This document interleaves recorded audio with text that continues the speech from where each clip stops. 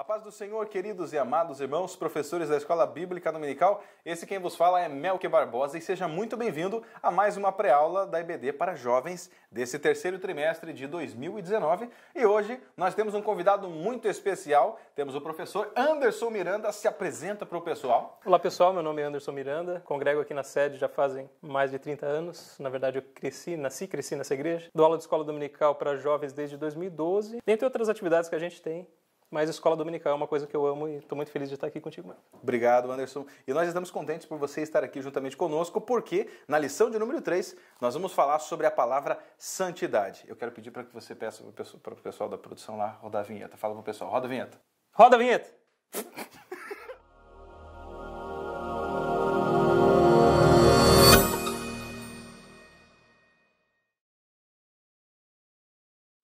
Lição de número 3, o título da nossa lição é Vivendo em Santidade e Integridade. Opa, o negócio aqui é mais sério.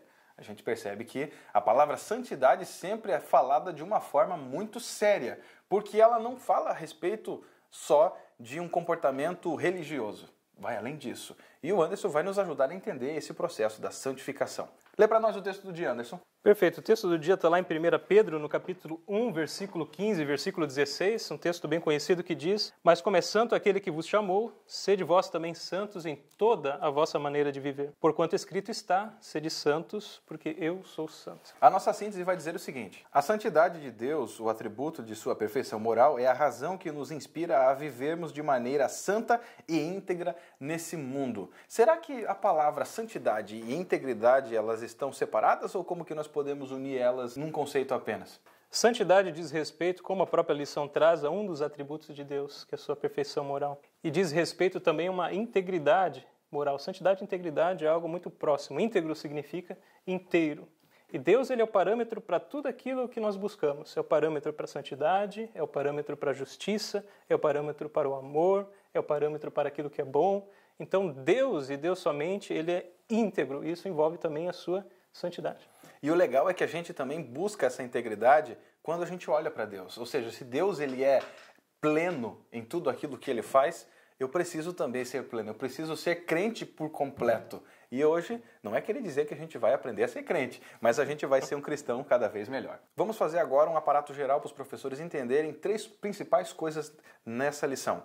Primeiro, os objetivos. Tem gente que passa batido pelos objetivos. Nós não queremos que você leia isso em sala de aula, por favor. É uma página que somente o professor tem na lição de mestre e não tem na de aluno. Por quê? Porque é mediante essa página que você vai ter uma direção da sua aula. Então, isso você lê em casa, você se prepara e depois, quando você for lecionar, se você for esperto, você já entendeu que cada objetivo ele é um tópico da lição. Então, você não precisa ler, porque você vai ler ele ao decorrer da lição. Mas é importante que você entenda ele junto com a interação para você ter a direção da sua aula. Então, quais são os objetivos, Anderson? Vamos lá, os objetivos que a lição traz aqui, professor, é o seguinte: que os alunos eles possam compreender os conselhos de Pedro para uma vida de santidade. E a Epístola de Pedro traz aí vários conselhos práticos, inclusive. Também traz refletir a respeito do mandamento divino para sermos santos em toda a nossa maneira de viver. A lição vai trazer acerca de imperativos, aquilo que Deus realmente quer que nós façamos e que sejamos. E também a saber acerca do fundamento e da natureza da igreja e como isso está ligado ao processo de santidade. E olha que coisa interessante.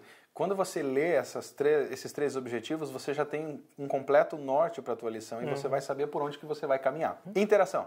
Depois de falar sobre a esperança da salvação, Pedro ele vai fazer esse link com questões práticas. Então, você, professor, precisa interagir com os alunos com o objetivo de trazer essa aplicação para eles do que é, na prática do dia a dia, a santidade. Procure também interagir fazendo perguntas e ouvindo deles o que eles entendem sobre santidade. Qual que é o conceito que eles têm na mente, o que eles aprenderam até o momento dessa aula, para você também saber dirimir algumas dúvidas, direcionar algumas questões. É importante você deixar coisa bem aberta para daí atacar no lugar certo e trazer de uma maneira bem eficiente os objetivos da lição. O legal é que muitos professores utilizam o recurso do quadro e você pode utilizar nesse momento para colocar as definições dos alunos. Pode ser em uma palavra, o que é santidade para você, ou o que é santificação, enfim. Você pode se utilizar desse recurso para que facilite a compreensão deles, porque às vezes eu tenho uma ideia e outra pessoa do lado tem um conceito que é similar, mas que quando você coloca no quadro, você vai ver o quanto os seus alunos estão, você vai conseguir medir o termômetro do assunto em si, para saber onde você tem que atacar mais, como o Anderson falou. Perfeito. Uma orientação pedagógica que a gente dá para você é lembrar uma dinâmica. Tem pessoal, a última lição, o pessoal pediu uma dinâmica. E eu acho legal a história da garça. Você já ouviu a história da garça, Anderson? Me recordo vagamente, assim. Vamos lembrar? Vamos lembrar. A história da garça. Não vou falar que é um antigo sábio, mas antigo sábio, né? Dizia que a garça... Gente, a garça, ela é um animal lindo. E ela é um animal limpo, extremamente limpo. Ele é um animal que tem as suas penas brancas, as suas plumas completamente limpas, branquinhas. Mas, Anderson, me diga, onde que vive a garça? Geralmente ela caminha por lugares que não são tão limpos assim como ela é. Aqui em Joinville a gente tem o mangue, certo? Sim. E é um lugar cheio de barro. E nós sempre interpretamos o barro como sendo algo sujo, algo que nos traz prejuízo. Quer ver quando você entra de calçado sujo de barro na casa da sua mãe, você tem o risco de apanhar. Por quê? Porque fala de sujeira, fala daquilo que é impróprio para a nossa natureza. Aí o que acontece? A garça vive em lugares sujos. Mas e como que ela consegue se manter limpa? Porque ela anda com diligência, ela anda com vigilância. E nós, se formos trazer para a nossa vida, a conclusão da sua dinâmica é a seguinte: nós devemos viver como a garça. Nós vivemos em um mundo sujo, onde nós corremos o risco a todo momento. Mas se nós andarmos diligentemente como a garça, nós vamos manter as nossas penas espirituais sempre limpas. Perfeito. Só para adicionar algo, é importante o professor ter isso em mente, que a santidade diz respeito muito mais à essência do que à aparência. Exatamente. Então, a gente pode caminhar em alguns lugares, se envolver com algumas pessoas, até porque Jesus comia e bebia com pecadores, mas ele preservava sua essência, então ele conseguia se manter limpo apesar de caminhar em lugares entre a sujeira contaminados. O texto bíblico vai estar em 1 Pedro, no capítulo 1, versículo 13 ao 16, e o versículo 22 ao 25. Leitura rápida, como nós sempre instruímos. Não faça dessa leitura um monólogo onde só você vai falar. Procure utilizar os seus alunos, procure usá-los. Porque como que a gente pega gosto pela escola bíblica dominical, Anderson? Aprendendo e também participando. Se você quiser, coloque um dos seus alunos fazer a parte introdutória, lendo o texto do dia, lendo a síntese, e você vai ver que o sabor da escola dominical, para ele, vai ser outro. Você fazendo toda a introdução que vai estar escrita aqui na lição, vamos para o tópico 1, onde você vai começar a cumprir o seu primeiro objetivo da lição, que é conselhos para uma vida de santidade. Pedro, ele escreve não apenas nos trazendo esperança na sua primeira epístola, mas ele também escreve aos cristãos da Ásia Menor, advertindo-os a respeito da santidade. E como nós bem falamos, santidade, santificação, processo de santificação, limpeza.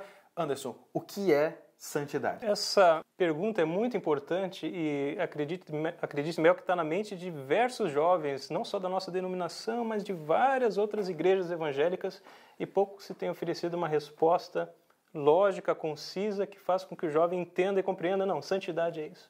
Mas tem uma maneira muito fácil da gente pensar. Santidade é necessário, primeiro, por causa da natureza de Deus, segundo, por causa da vontade de Deus. Quando falamos da natureza de Deus, um dos atributos, e a maioria dos teólogos acreditam que é o mais importante dos seus atributos, é a santidade. Deus, ele é santo. E Deus, como santo que é, ele precisa se relacionar com coisas que condizem a sua natureza. Eu gosto de ilustrar assim. Você imagina se a água tenta abraçar o fogo. Daria certo essa fusão? Não consegue. Não consegue. Naturalmente, o fogo vai se apagar no momento que a água der um abraço no fogo. Se alguém que não é santo tentar se aproximar dele, vai ser consumido. A gente vê exemplos disso no Novo Testamento. Então, pela natureza de Deus, ele não consegue se relacionar com algo que é impuro, com algo que não é santo.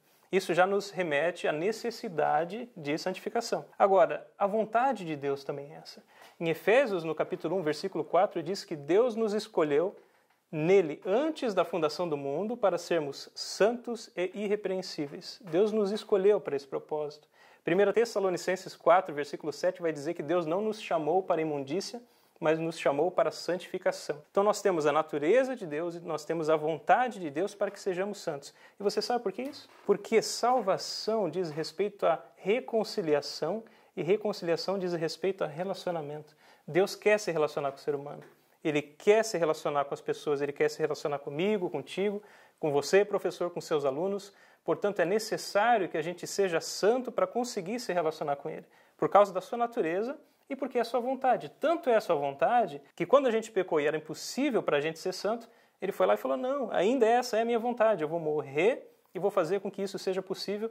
E aí entra o processo de salvação, que é um processo subsequente.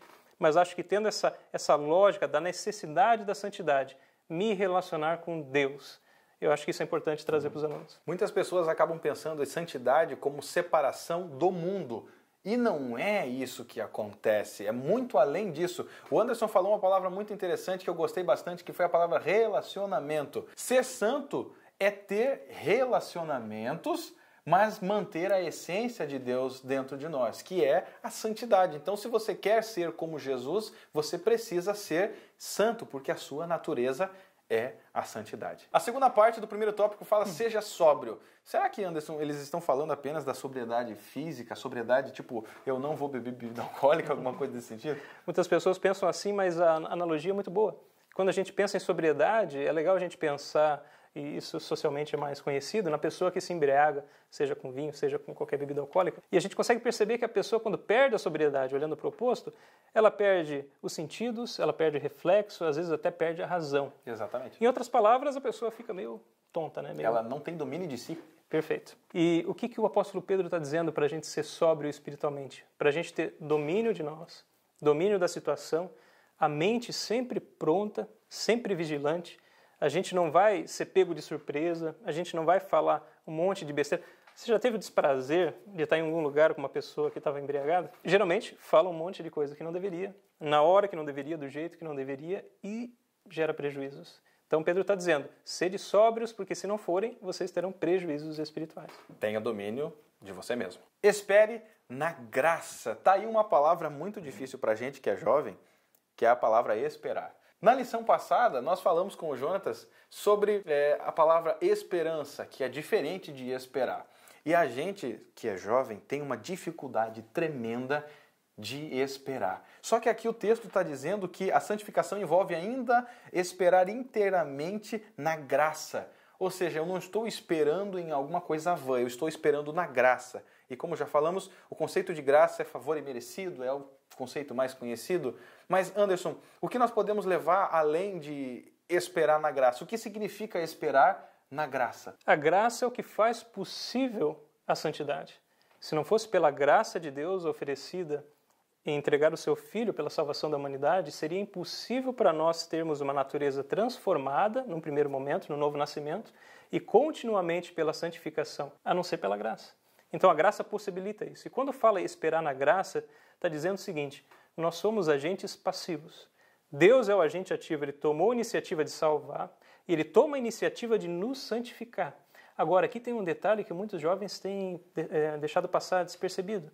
Mesmo sendo agentes passivos, nós temos responsabilidade, no mínimo, de esperar, ou no mínimo, de aceitar o plano de Deus. Então veja, ainda que seja esperar, tem gente que acha que eu vou ficar parado aqui e não vou fazer nada. É inércia, não é inércia. Perfeito. Então a gente tem um papel nesse processo de santificação. Eu confio plenamente na graça de Deus, mas eu preciso fazer e deixar de fazer algumas coisas, permitindo que Deus, em mim, opere o processo de santificação e eu consiga me aproximar dele. Há um texto muito interessante em Hebreus, no capítulo 12, no versículo 1, que diz, buscai a santificação, a paz com todos e a santificação, Perfeito. Sem a qual ninguém verá o Senhor. Então, a santificação, ela não é um estado, né? Por exemplo, se eu falar assim, você é santo, geralmente a nossa mente associa a um estado de divindade intocável. Uhum. E na verdade não é apenas isso. É um processo que deve ser contínuo na nossa vida, dia após dia. Como nós podemos entender? Será que se hoje eu me santifico, amanhã eu não me santifico, e aí Jesus vem exatamente no dia que eu não me santifico? Como que vai funcionar esse processo? Será que existe uma compensação? Como que funciona a questão da justificação da fé? Isso envolve o processo todo de salvação e isso daqui é muito importante passar para os alunos também. Algumas pessoas acreditam que a salvação é meramente a justificação. Deus te justifica no momento que tu aceita o Filho e você já está no céu. Aceitei Jesus, eu já estou salvo. Isso. Essa equação é errada, porque a gente continua uma vida nos dias que passam essa decisão. E aí entra esse processo de santificação e no centro dele é o seu desejo de se relacionar com Deus e manter esse relacionamento. A Bíblia fala, inclusive num texto que eu mencionei, que fomos escolhidos nele. Nele, em Cristo, nós temos a salvação. Agora, nós acreditamos que uma pessoa pode sair de Cristo, dar um passo para fora de Cristo. Né, que a gente chama de apostasia. Exatamente. Sair da posição onde Deus colocou, onde Deus justificou e onde ele estava tendo esse processo de santificação, que é conhecendo a Deus, deixando coisas do passado para trás, deixando coisas novas entrar dentro dele. Então, nesse sentido, alguém pode perder a salvação. É uma coisa que acontece de um dia para o outro? Não. É um processo. É um processo. Então, se hoje eu busquei a Deus, eu estava procurando me santificar, amanhã nem tanto, ou acabei não fazendo alguma coisa, tudo depende da minha intenção. Sabe, Melk, a intenção vale muito mais do que a ação. Muitas vezes a gente erra querendo acertar.